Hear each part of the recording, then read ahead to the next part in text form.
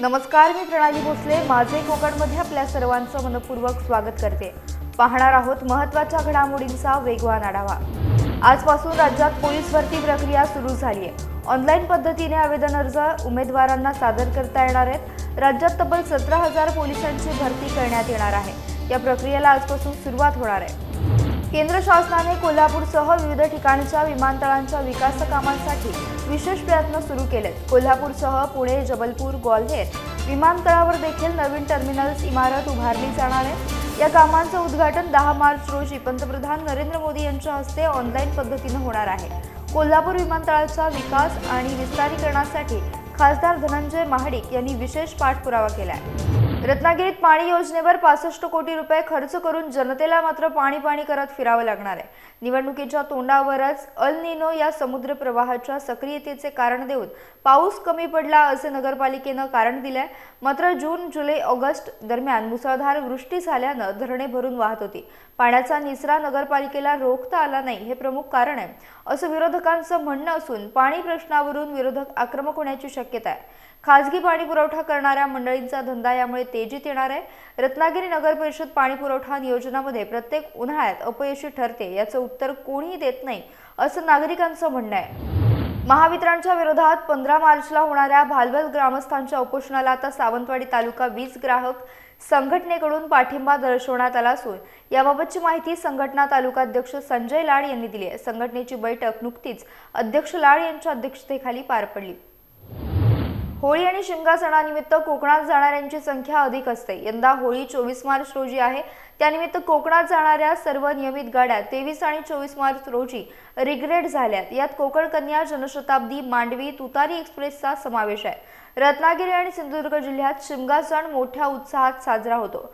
ज्या चाकरमान्यांना रेल्वेची तिकीटं मिळाली नाहीत त्या प्रवाशांची गैरसोय होऊ नये यासाठी रेल्वे प्रशासन आणि एसटी महामंडळानं लवकरात लवकर जादा गाड्यांची घोषणा करण्याची मागणी आता जनतेतून होतीये.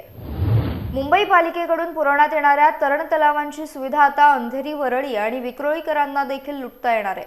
या तरण तलावांसाठी 5 मार्च पासून सकाळी 11 वाजल्यापासून ऑनलाईन पद्धतीनं नोंदणी सुरू झाली आहे. प्रथम येणाऱ्यास प्रथम प्राधान्य या तत्वावर ही नोंदणी होणार आहे. मुंबईकर नागरिकांना पोहणे या क्रीडा आणि व्यायाम प्रकाराची संधी उपलब्ध व्हावी यासाठी पालिकेकडून तरण तलावांची सुविधा देण्यात आली आहे. गोरेगाव पूर्व ते कांदिवली पूर्व लोखंडवाला रस्त्याच्या कामाला सुरुवात झाली असून भविष्यात हे अंतर 10 मिनिटात पार करता येईल. हा रस्ता झाल्यावर तो भविष्यात गोरेगाव मुलुंड लिंक रोडला जोडण्यात येणार आहे. यामुळे कांदिवली ते मुलुंड हे अंतर 25 ते 30 मिनिटात पार करता येईल. पश्चिम आणि पूर्व उपनगराला जोडणारा हा रस्ता तयार झाल्यावर येथील वाहतूक कोंडी देखील कमी होणार आहे. महाराष्ट्र राज्य वीज मंडळ कंत्राटी कामगार संघटना संयुक्त कृती समितीच्या नेतृत्वात राज्यातील महावितरण, महानिर्मिती आणि महापारेषण मधील कंत्राटी कर्मचाऱ्यांनी विविध मागण्यांसाठी नुकतेच 2 दिवस संप केला.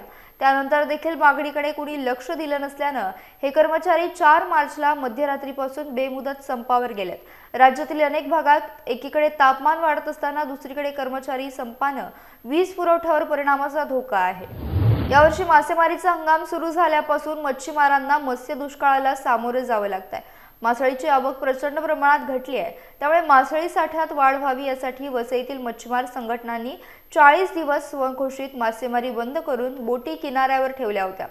मासळीच मिळत नसल्यानं आता सुकवण्यासाठी सुद्धा पुरेशी मासळी मिळत नसल्याचं सुक्या मासळी व्यावसायिकांनी सांगितलंय. दरवर्षी मासळी सुकवण्याच्या बांबूंच्या पराती या मासळीने भरलेल्या असतात, परंतु यावर्षी अपुऱ्या मत्स्य साठ्यामुळे मासळी सुकवण्याच्या पराती या रिकाम्या असल्याचं चित्र किनारपट्टीवर पाहायला मिळतंय. लोकसभेची निवडणूक काहीच दिवसात जाहीर होणार आहे. काँग्रेस, राष्ट्रवादी, बहुजन विकास आघाडी आणि मित्रपक्ष आम्ही एकत्र महाविकास आघाडी म्हणून निवडणुकीला सामोरे जात आहोत.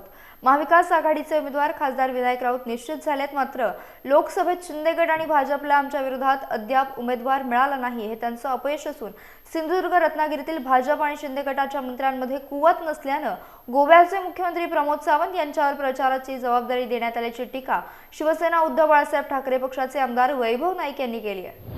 कथित अवैध उत्खनन प्रकरणात आपल्यावर आक्षेपोटी एकतर्फी कारवाई करण्यात आली असून राज्य सरकारवर आमचा विश्वास आहे.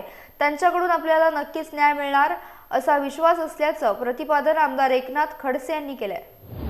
देशात जाणीवपूर्वक जातीनिहाय जनगणना टाळली जात असून देशातील मागासवर्गीय, अनुसूचित जाती आणि जमाती तसेच आदिवासींची संख्या स्पष्ट होण्यासाठी या जनगणनेचा आपण आग्रह करत आहोत, पण केंद्र सरकारकडून कोणत्याही हालचाली होताना दिसत नसल्याचं राहुल गांधी यांनी स्पष्ट केलंय।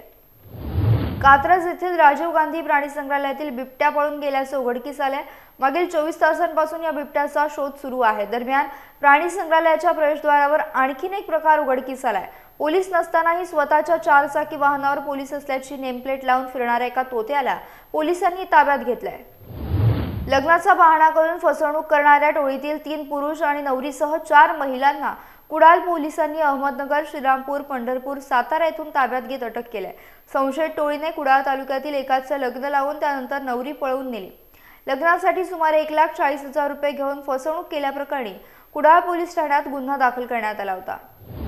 नवी मुंबईतील पाम बीचवरील अरेंजा कॉर्नर येथे रात्रीच्या सुमारास भीषण अपघात झाला। बीएसटी आणि अर्टिगा गाडी यामध्ये झालेल्या अपघातात रात्री सुदैवानं कोणतीही जीवितहानी झाली नसल्याची माहिती समोर आली आहे। तर अपघातादरम्यान बस थेट रस्त्याच्या डिवायडरवर चढली। अपघातातील बस बेलापूर ते वांद्र्याचा प्रवास करत होती, तर या भीषण अपघातात दोन्ही वाहनांचं मोठं नुकसान झालंय। मुंबईच्या अंधेरीत आगीची दुर्दैवी घटना घडली। मुंबईच्या अंधेरी पूर्वेकडील मरोळ मिलिटरी रोड या भागातील इमारतीला ही आग लागली। या इमारतीच्या 4थ्या मजल्यावर सोमवारी सायंकाळी भीषण आग लागली। रत्नागिरी जिल्ह्यातल्या खेड येथे झालेल्या लोक अदालतीमध्ये एकूण 98 प्रकरणांमध्ये 35 लाखांच्या तडजोडीने निकाल झालाय। या लोक अदालतमध्ये 74 प्रलंबित दिवाणी आणि फौजदारी तसेच वादपूर्व 24 प्रकरणे तडजोडीने सामंजस्याने निघालीत। त्यामुळे पक्षकारांच्या वेळेचा आणि पैशाचा अपव्यय टळला अशी माहिती जिल्हा न्यायाधीश डॉ. सुधीर देशपांडे यांनी दिली आहे। चीनमधील गुआंगडॉंग प्रांतात जगातील पहिल्या इलेक्ट्रॉनिक स्वयंचलित फ्लाइंग टॅक्सीच्या फ्लाइटची यशस्वी चाचणी घेण्यात आली। इव्हिटॉल या नावाने ओळखल्या जाणाऱ्या या प्रवासी टॅक्सीत एकावेळी 5 जण प्रवास करू शकतात। या चाचणीला मिळालेले यश ही मोठी हवाई क्रांतीची एक झलकच मानली जाते।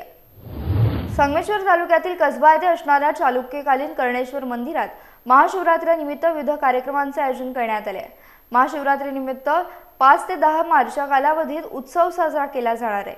रोज सकाळी श्रींची पूजा, अभिषेक, सायंकाळी आरती, मंत्रपुष्पांजली, लघुरुद्र स्वाहाकार, 7, 9 आणि 10 मार्चला कीर्तन सेवा असणार असून 8 मार्चला उत्सवाचा मुख्य कार्यक्रम संपन्न होणार आहे। आणि मार्च महिन्याच्या सुरुवातीपासूनच राज्यासह संपूर्ण देशातील हवामानात मोठे बदल झाले आहेत।